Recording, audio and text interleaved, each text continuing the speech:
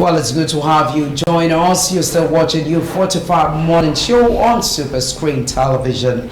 Yes, we told you earlier the discussion was about the market closure and the ban on street trading in Lagos State, which has been generating reactions from different quarters. And of course, we had the guest, Comrade Declanrice, who spoke extensively on what our government should do and on the part of the people and the traders what should be done. Let me also state here that we're supposed to have a security expert, Barrister Wilson Esangbado, to help us look at the security implication of this ban. We will bring you that tomorrow, not to worry. So right about now, Sporting Joel Nwakaego is ready to tell us what is happening in the world of sports. Joel, good morning. Good morning, viewers. You're welcome to U45 Morning Show on sports training. I mean, a lot of stuff happened in the world of sports, and one of the latest is you have the 2024 qualifiers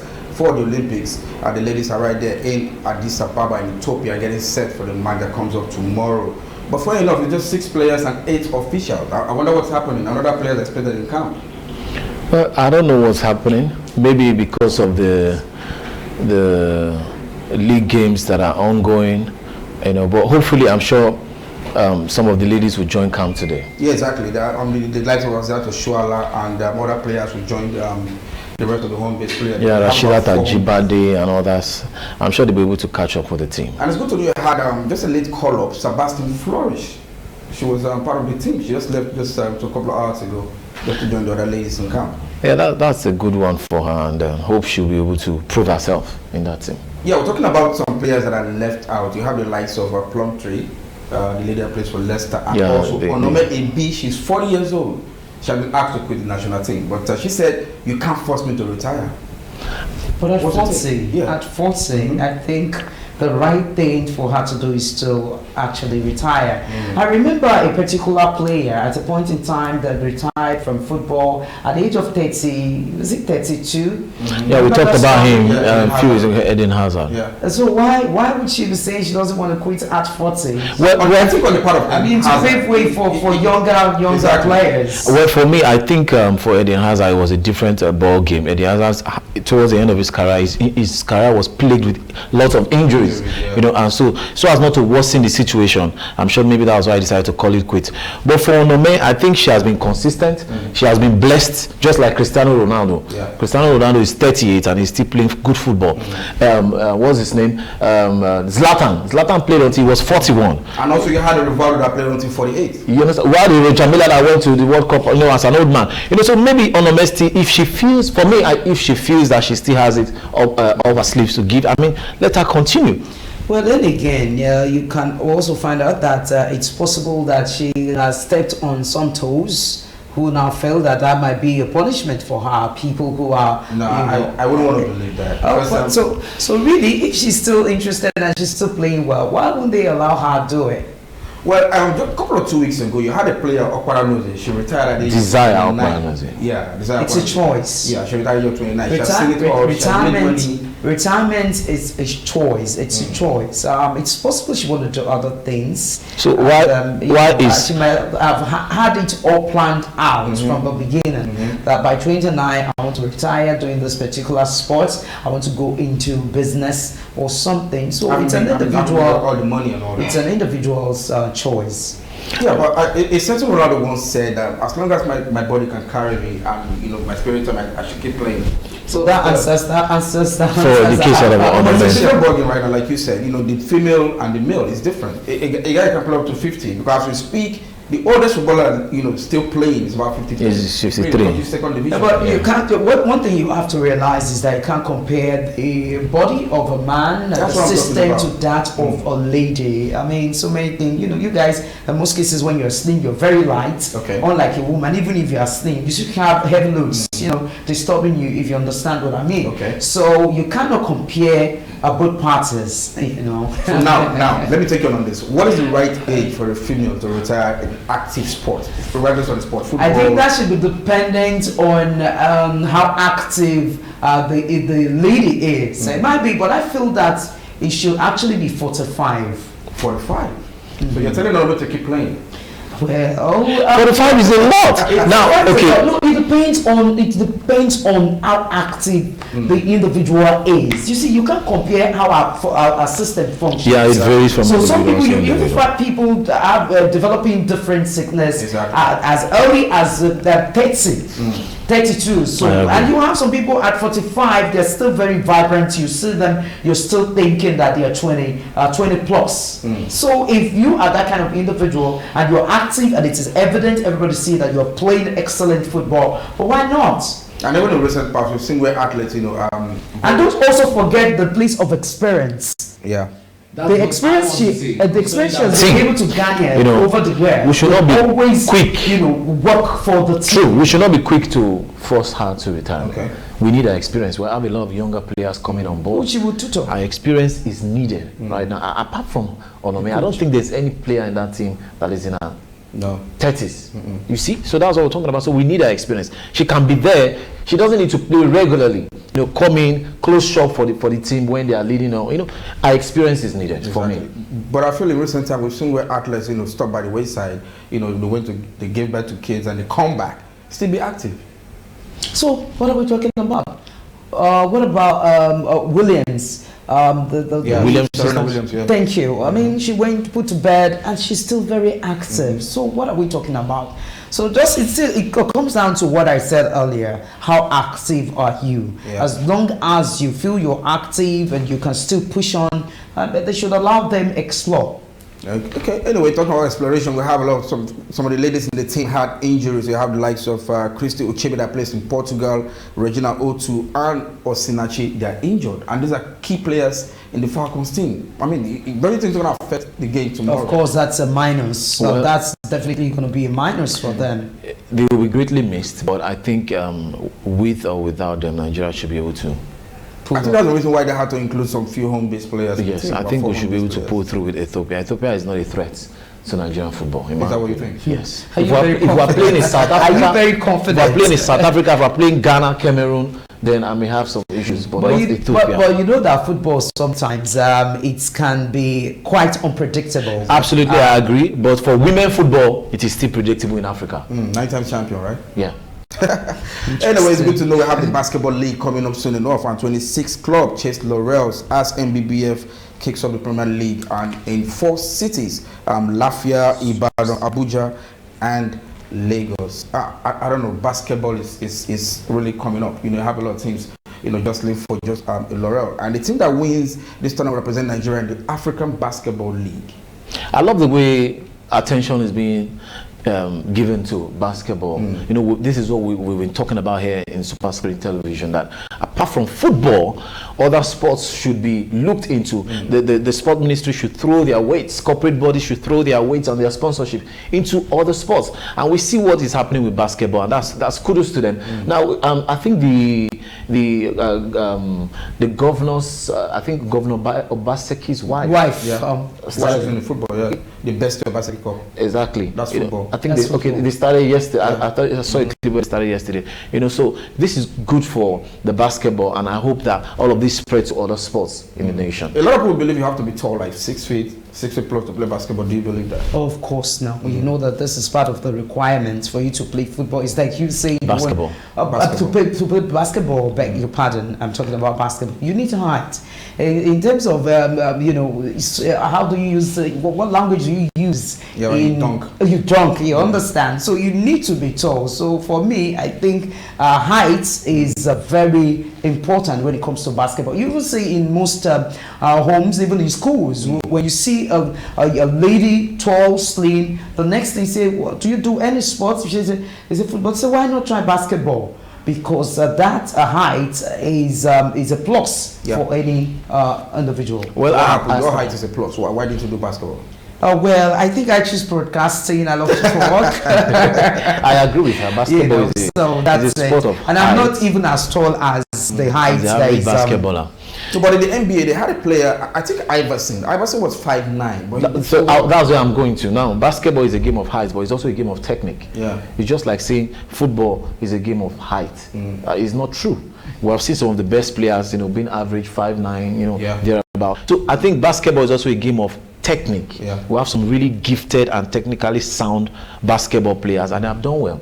So the height is actually an advantage, but it's not the only requirement. So you might have the technique to play, but you don't have the height. So now, but what about nutrition? It plays a key part when the kid is growing. So you have to make sure you get the proper nutrition. So true. Yeah, you can play. I quite agree. Yes, I quite agree that there are different kind of food that can also aid your growth. And this is what parents should know, and that's why they talk about balanced diet. You need all of these things so that your children can grow the appropriate way. It has really a setback for a lot of our athletes not getting the proper nutrition. You see them.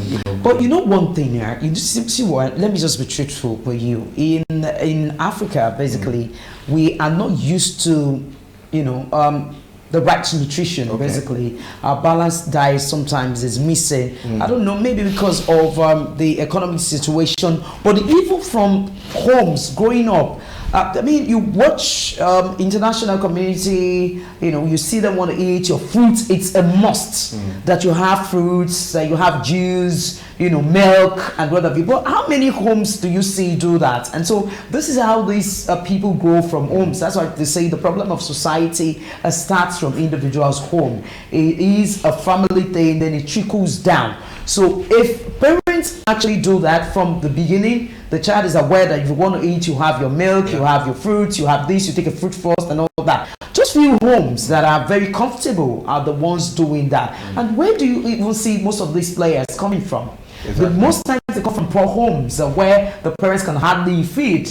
So it's just for you to be able to have a little money to put your rice. Even some of them don't even take a protein. They don't take protein. So what are we talking about? And I tell you what, now over the years, the Kenyans, the Senegalese, and the Ethiopians, they're known for long distance run. And sometimes a lot of people talk about what they eat, a lot of iron, few carbs, and all that, and they've been dominating.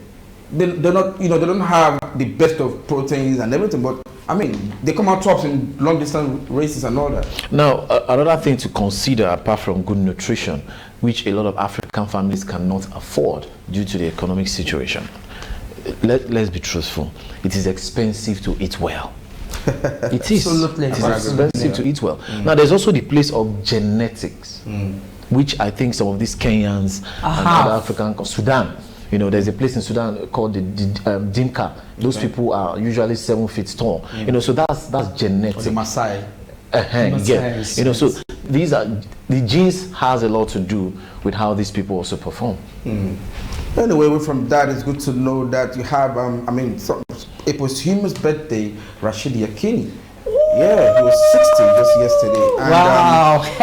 Google, beautiful. Google online, I tried to celebrate Yekini. They made something like a doodle of scoring that goal and all that. This is somebody that represented Nigeria. Scored the first goal, the iconic celebration, and the way his demise was not. Do we have a monument? We don't. Do we have a day for Rashidi? We don't have. I mean, currently he's still the highest goal scorer in Nigeria. After playing about 673 games, to a career games, and scoring 483 goals. I'm not even sure the sports ministry is even remembering these or even thinking of if you ask a kid on the street that was born probably in the 2000s, ask him about. See, if you ask me about Nigerian football, really, one name that comes to mind anytime, I remember the likes of Rashidi Yekini, Finidi George, and Mokachi, because that team was very strong then, and I know they brought us the Cup of Nations, exactly. So we cannot forget him. I remember how the guy is always scoring goals. Before you hear Rashidi Yekini is a goal. Rashidi is a poacher. And it's unfortunate how he died. Really, it's unfortunate because I knew he died not getting attention, support from anybody. So basically, say that he dies as a pauper. He was looking for money to take care of his health, and I think this should not be. And I think it's high time that the government of Nigeria try to encourage those people for the players that have played and they have retired. There should be something being done for them. And what you also want to argue is we have government officials. Should it always be about the politicians? Should it always be about politicians? As a governor, as a former governor, you are entitled to basic certain allowances and benefits, to even after retirement. They give you cars, they still give you, I think, wardrobe and all of that. So why can't this be replicated in the areas of sports? People who are doing Nigeria proud, not just even in sports, in every a sector, in such a way that you encourage young ones to come into that particular industry. You understand? Same as acting, the film industry, even. What are we even talking about? Even the broadcast industry. You see, it's funny how our government is not being proactive. They are not planning ahead for its people, and you'll find that professions might just die just like that because there is no form of encouragement for those who have practiced. I'll tell you what, Rashidi Yekini is one of those players that dominated African clubs and went to Europe. And he had his greatest stint in Victoria Setúbal. And I tell you what, right there, out there in Portugal, whenever they get to that particular day, they have set aside for Rashidi Yekini. You see, I love the whites. I love the whites for something. They know how to celebrate. They know how to celebrate. I know the daughter of, she used to be a friend of mine before she relocated to Spain. The daughter of Wilfred, Agbona, the goalkeeper, yeah. Exactly. It was a goalkeeper at a Spanish club. Until tomorrow, they still remember him. Exactly. This is not a Spanish citizen. He's a Nigerian, but they still celebrate and remember him. We don't do that for our players. They should be over the weekend, England lost Sir Bob Charlton. Before his demise, they already had a monument for him. He was out there, outside Manchester United. Exactly. There were actually 3 of them. He was already being celebrated while he was alive, not just when he died. Rashidi Yekini has been dead, no remembrance. He's not being talked about. It's unfair. Let's be truthful. It's unfair. There should be a day set aside for Rashidi Yekini in this country. This was a man that started from Africa before going to Europe, and the records are out there for him, smashing. There was a story of a Nigerian player that got a contract in a club in Belgium, and he was taken to the gallery. The club, they have like a gallery where you have old past players and all that, old players, and it was shown Amokachi's picture, and he was told, this guy was one of our best players. I hope you can perform like, and if you don't, you leave. We don't have a gallery where you can go and see old players, their pictures, read about them and all that. Because I'm very sure if you go to the street of Lagos and ask some kids about who Rashidi Yekini is, they don't know. Thank God you have like internet to go online and see who these players were. It's really, really sad. It's very sad, and I think that this is also a clarion call on the sports ministry to begin to celebrate these players while they are alive, so that it serves as an encouragement for young ones who also want to get themselves into this very sports. And again, also, I think the sports presenters, report journalists are also not doing enough. We need to write more, to call the attention of government to the need for them to celebrate these players, do something meaningful for them when they're alive, give them allowances even when they retire. This way they will be encouraged to give their best when going to represent Nigeria. And that's why you see lots of Nigerians now, they are being bought over.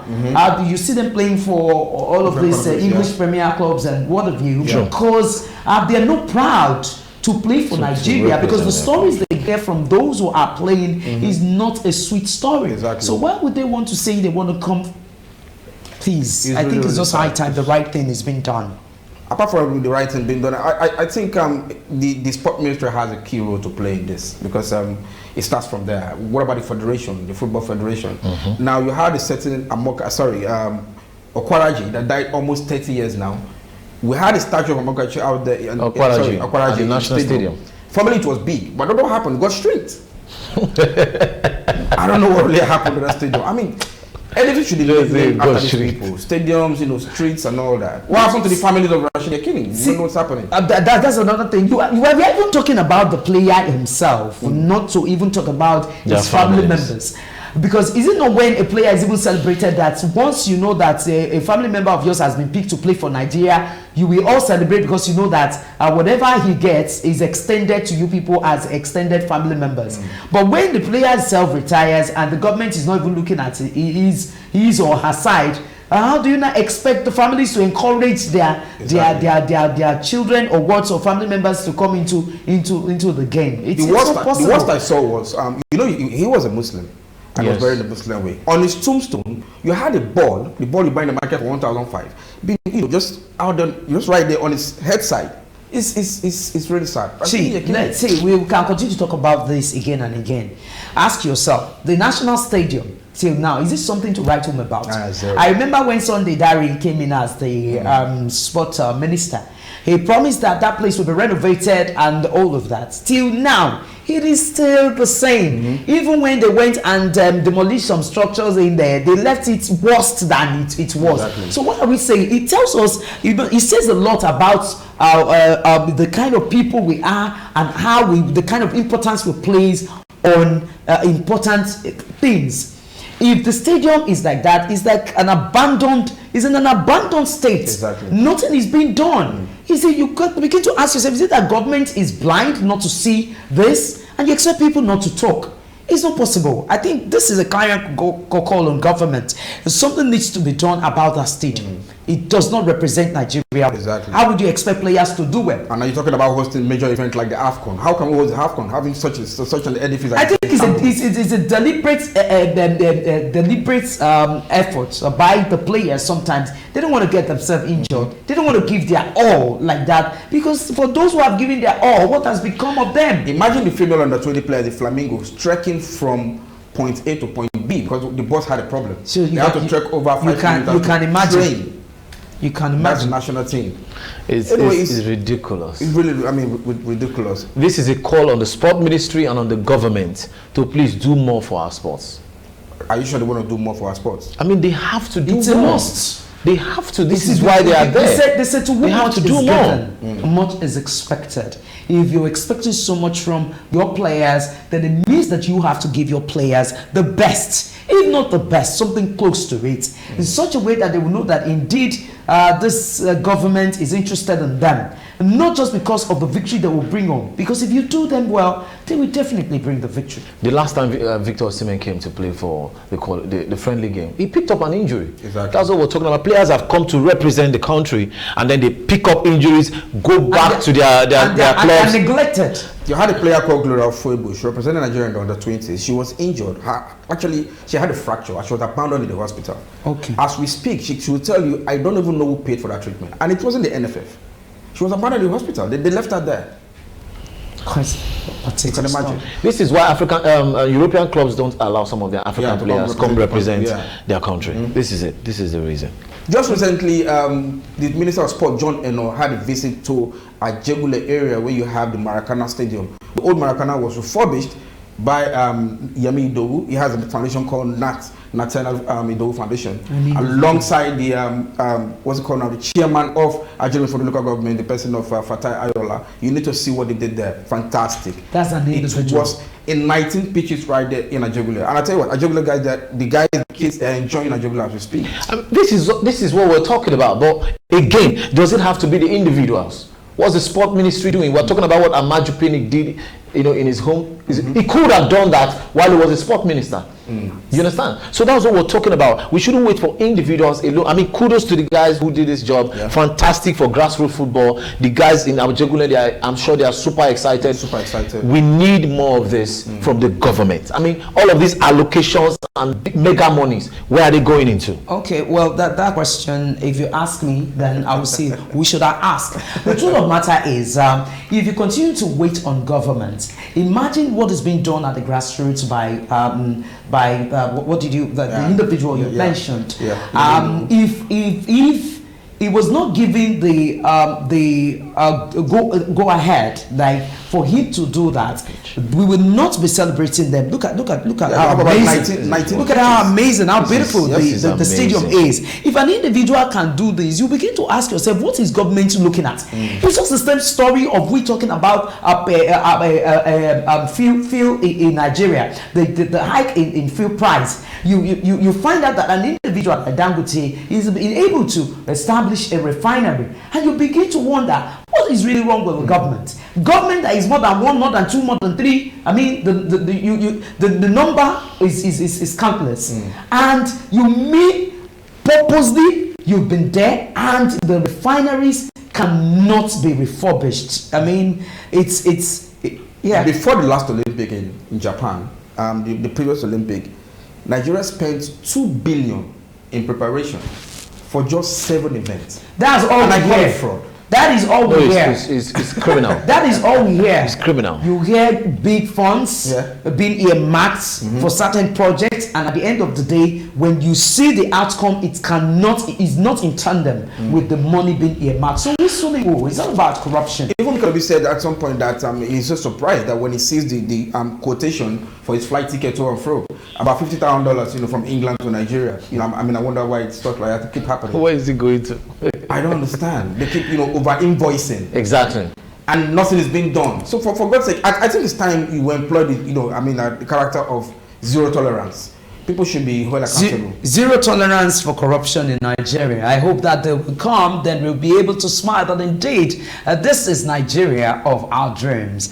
Well, viewers, this is where we will wrap it up on U45 Morning Show. Many thanks for watching, and let me also say our newspaper analyst Ayo Deji Adedapo is presently very down, and this is wishing him speedy recovery from the team. Ayo Deji, we can't not wait for you to be back on your feet. All right, viewers, this is where we ended today. Many thanks for watching. I'm Adenike Owoye Ajiboye. And I'm Joel Nwakaego. I'm Osagi Solomon Wilfred. And from all of us, have a wonderful day. Bye.